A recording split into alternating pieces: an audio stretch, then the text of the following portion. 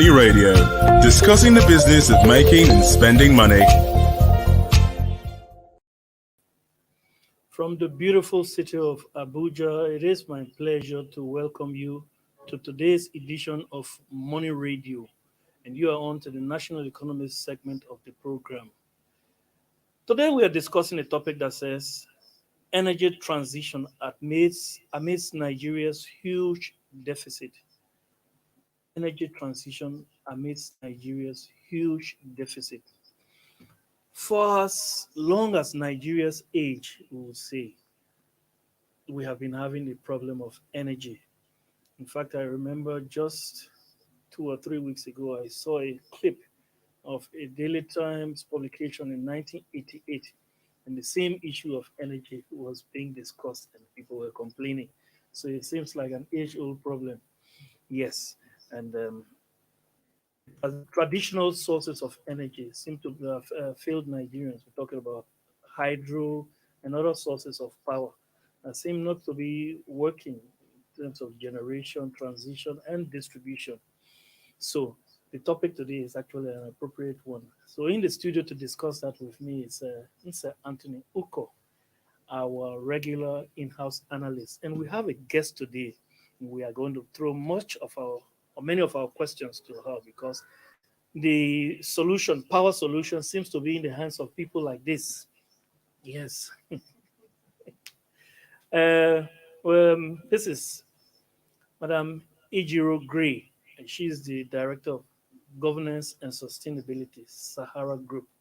Madam Gray, you're welcome. Thank you very much for having me. Yeah, It's a pleasure to be here. yes. So we have been having this problem, and it's an age-old problem. I'm talking about since 1960, and there seems to be no solution. The 2013-2014 move that the federal government made of privatizing the power sector seems to have failed because we are even worse off today considering where we were by that time. What's the solution? Have the traditional sources of energy failed? Can we look at some alternatives? Thank you very much. I wouldn't say the traditional sources of energy have failed, far from it. But I think that there's still a lot of room to maximize and optimize them. So when we talk about green energy, when we talk about renewable energy, those are also sources of energy. And to some extent, you could call them traditional. Solar energy is not a new thing. It might be gaining popularity now, but it's not new.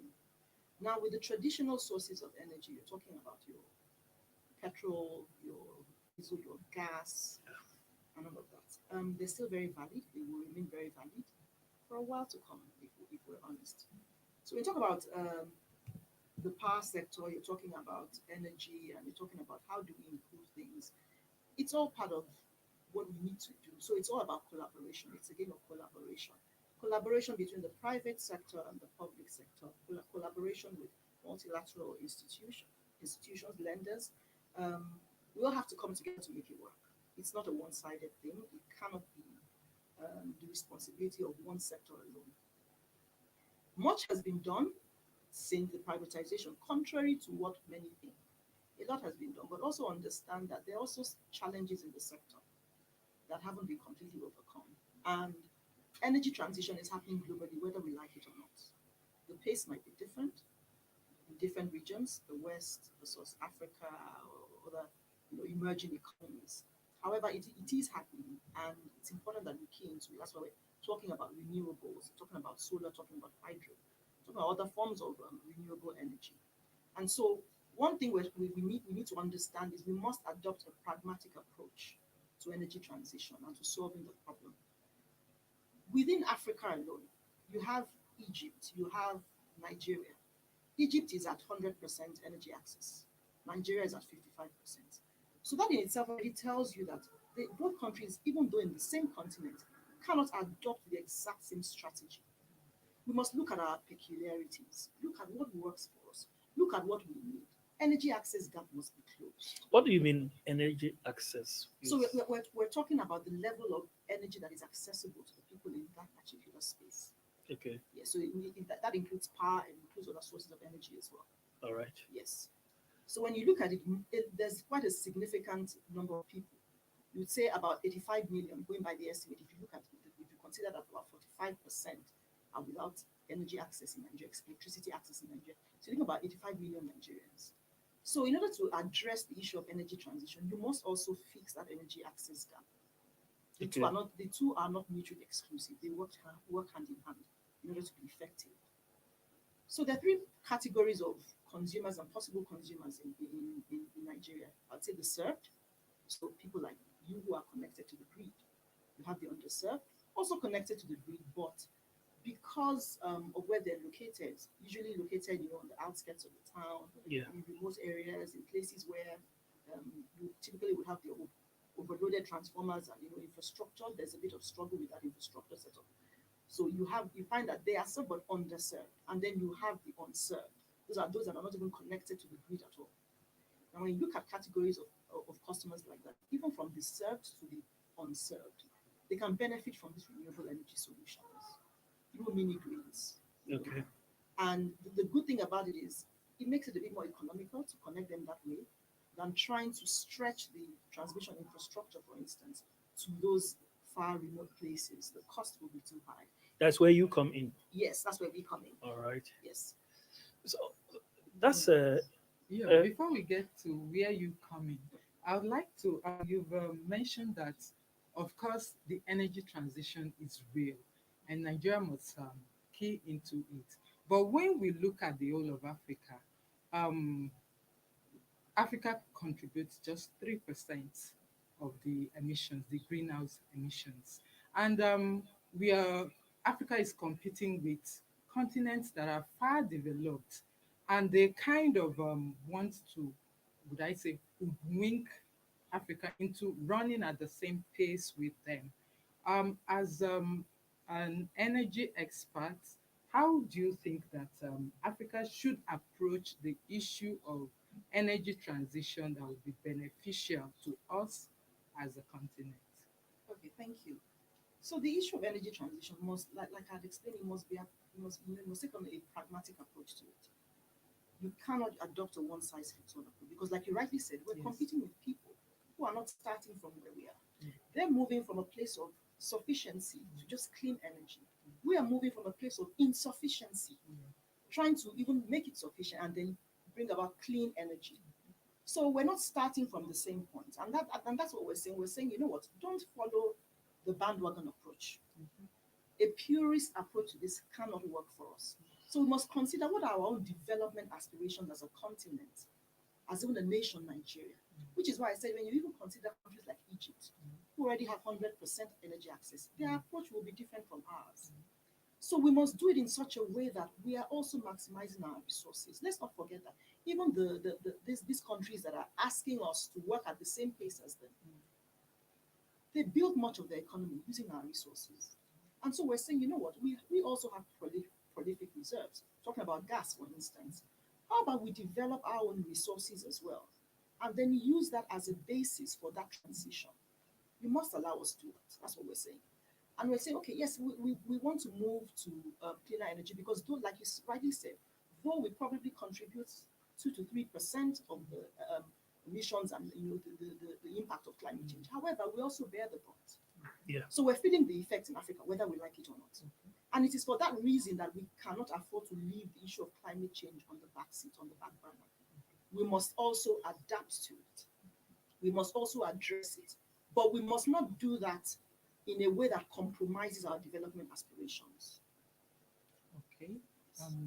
Nigeria has signed up that by 2060 we'd go green.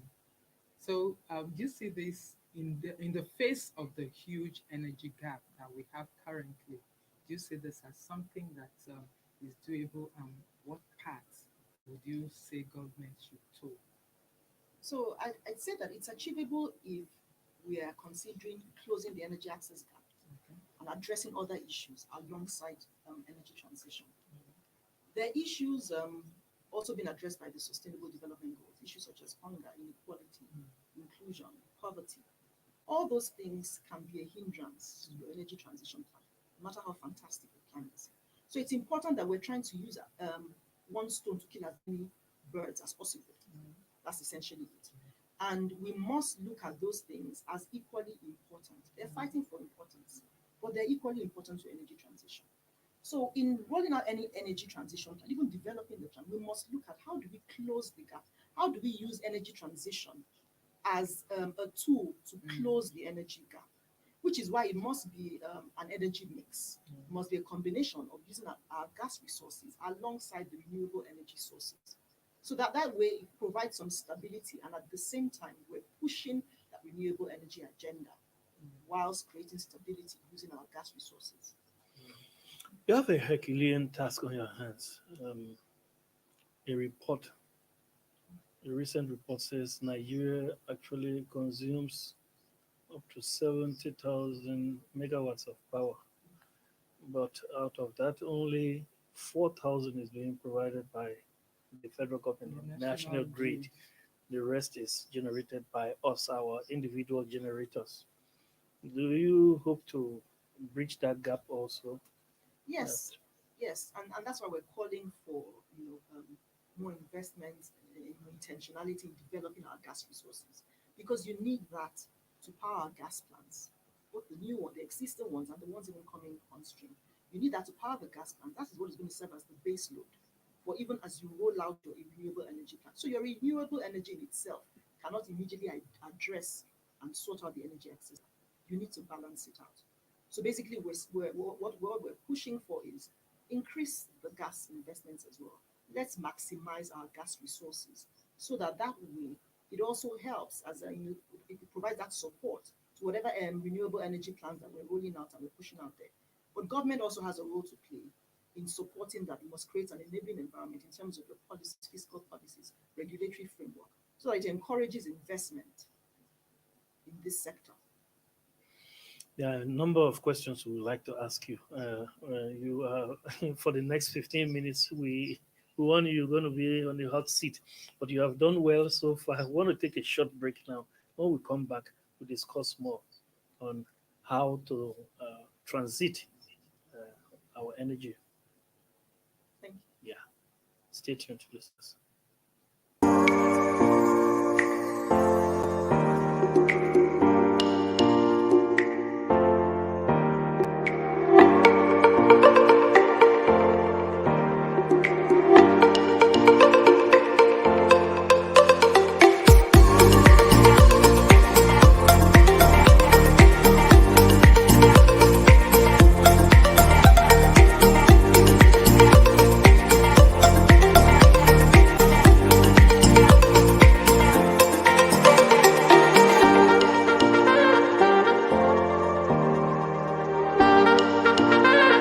For sponsorship and advert placements, please contact 080-3688-6158. Last Word Leadership Podcast Studio. You have the last word.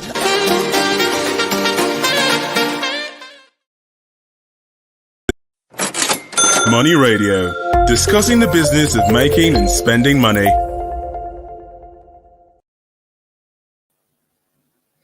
Welcome back, viewers. You're still on to Money Radio, and this is the National Economy segment of the program. Today, we're discussing energy transition amidst Nigeria's huge deficit. And in the studio is our guest. Her name is Madam Ejiro Gray. Yes, she has been doing justice to the topic so far. And we still have Mr. Anthony Uko, our in-house analyst. So, Madam Gray, Yes. this is a huge task. What's the modus operandi? Are you partnering with some people? What are the resources you're going to expend, and how available are they? And what we're talking about time frame. Do you envisage a time in our lives, our lifetime, when we'll see some change? At least because when we talk about 24-hour power supply. no, let's start with 15. So do you envisage such a time when we will begin to enjoy power at least up to 15 hours? Because I can assure you, for most just let's have a let's put things into perspective. We are 210 million Nigerians that are jostling for just 4,000 1,000 megawatts of megawatts. electricity. That's infinitesimal, and that is why, like you said, power access. 85 million Nigerians don't have access to power. So how do you intend to bridge that gap? Thank you. So, like I had explained, we have the underserved, we have the unserved before, and then we have the served. Yeah, What we're trying to do is we're also calling for more gas supply to ensure that the power plants also have guaranteed gas supply in order for us to push more power to the grid. But let's also understand that the grid has its limitations. So there's also so much we can do. It must be a cross-functional and cross-sectorial approach to addressing this issue. So it's not something that the GENCOs alone can do. It's not something that the DISCOs alone can do. The government, funding agencies, they must all come together to support this cause. So yes, like you said, it's a Herculean task. Can it be achieved? Oh yes, by all means. But the right framework, the right foundation must be in place. The right enabling environment to encourage investment must be in place.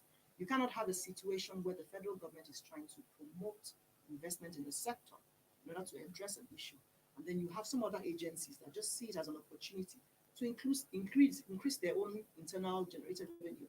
And then they start to impose all sorts of taxes and all of that end up having a knock-on effect on the problem you're trying to solve. yeah. There is a bill in the National Assembly that will allow states to generate their own power. Are you in support of that bill? Would that make any change? I'm in support of whatever will help to improve the current state of affairs and close that energy gap. So if that cause is going to achieve that purpose, we're fully in support of it. All right. So we've spoken much. Um, Sahara Energy is a global player and a very big operator in in the energy sector. I would like for you to tell our viewers what in Claire's instances are you doing? We've spoken generally, but now as a company, as a group, what are you doing to see that more Nigerians have access to energy? Thank you. One of the things we're doing is to set up a solar power plant in the northern part of Nigeria. That is to come on stream before the end of 2023. And it's a 5 megawatt power plant. And the plan is to have off-takers such as the Yola Disco take that also for distribution to the environs and the coverage area. Bringing it back home to Lagos, we own Ikeja Electric. And what we're trying to do is, even for the underserved and the served, we're running pilot programs to see how can we use renewable energy to augment the supply gap in the system, pending when things stabilize and things improve. So we're doing that, but of course it must be done on a modular basis and then gradually scaled up, so that it's both a viable investment for the company, but most importantly, it's affordable as well for the end user. Yeah, you've knocked on something important, the affordability. Because when you're talking about renewable energy, at the end of the day, the end user, can they afford it? A lot of Nigerians would, at this point, want to switch to renewables, but they are not able to do that because of the price. So, how are you doing? Are you collaborating with any of the agencies to ensure that at the end of the day, Nigerians can have this at affordable prices? Yes, definitely. We're collaborating with the Rural Electrification Agency. We're collaborating with the federal government as well, collaborating with the NNPC as well to ensure that it's a success. Because, like you rightly said, it can be expensive, and though people desire it, they may not be so quick to switch to it if the cost of the issue of affordability is still the problem. And that is why we're taking our time in terms of the feasibility studies, in terms of determining viability and affordability to ensure that we don't, we minimize the issue or the possibilities of cost overruns. So we're taking our time to do that before rolling out this project. So you would find that generally people are not in such a hurry to do it because it's very important that the economics work for both the producer and the consumer. Okay. Yes. Well, you have spoken to the issue. When you talk about 5 megawatts, that is huge. Many people may not appreciate how huge 5 megawatts is, but that can supply so many homes. 5 megawatts. She touched on the point, but when you mention Yola, you know,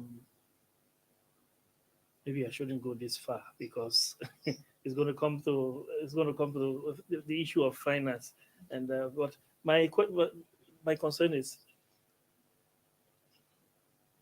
what if the consumers, because one of the things that will motivate you to go into such investment will be how much you can get out also, because this is not charity.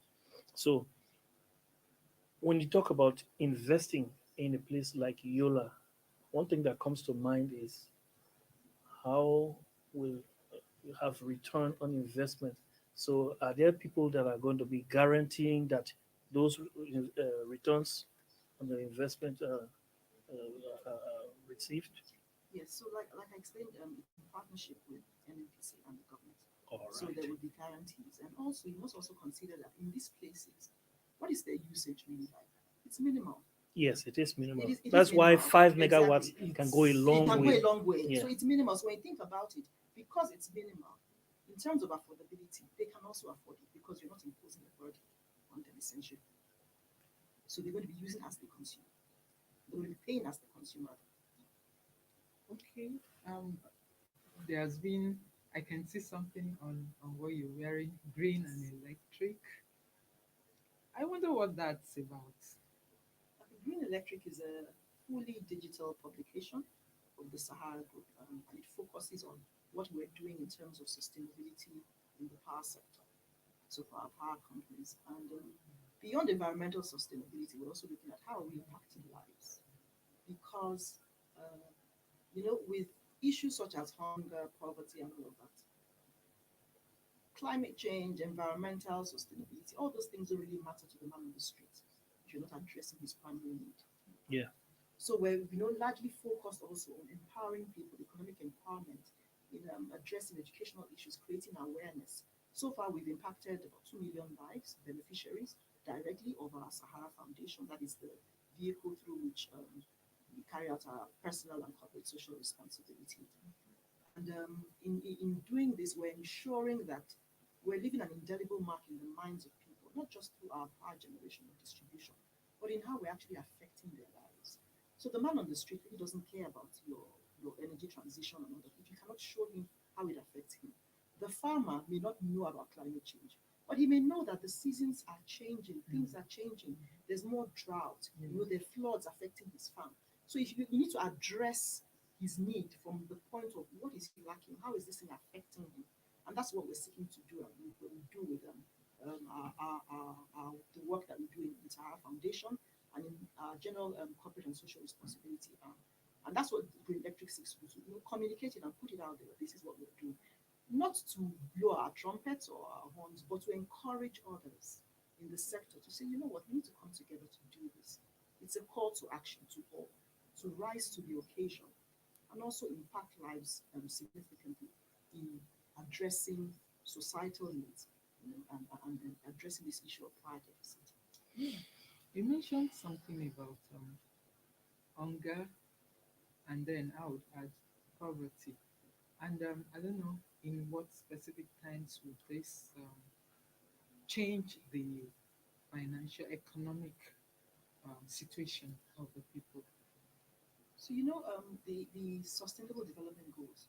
Two of their goals are hunger and poverty, and they have a timeline of 2030. Yes.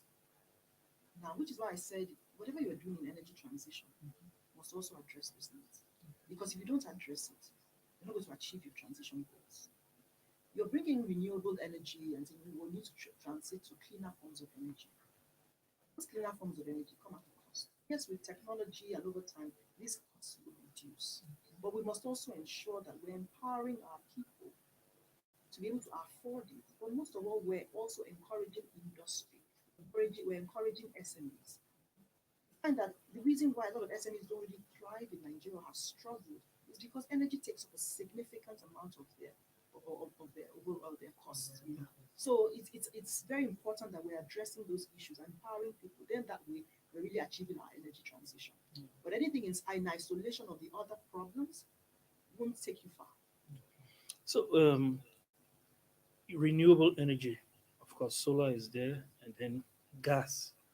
Gas is a major form of renewable energy, and like we know, Nigeria is more of a gas nation than oil, Yes. but we are still importing oil. What ho- Yes. Sorry, I said oil. We are still importing gas. What hope is there that in time we'll have a reverse of that trend, where we'll be gas independent and not depend on foreign gas to run the plants that are going to. So that time is coming, especially with the global trend and the call for cleaner sources of fuel and energy. And it's coming because it's inevitable. You said it yourself, we're more gas prolific than oil. But there's no form of investment, there's no form of development that will thrive without the right enabling environment. And this is where the public sector and multilateral agencies have to come into to support the sector. The right frameworks must be the policy frameworks, regulatory frameworks to encourage investment. Investment is the way to do. We need to encourage that investment in the sector in developing the gas resources and gas reserves.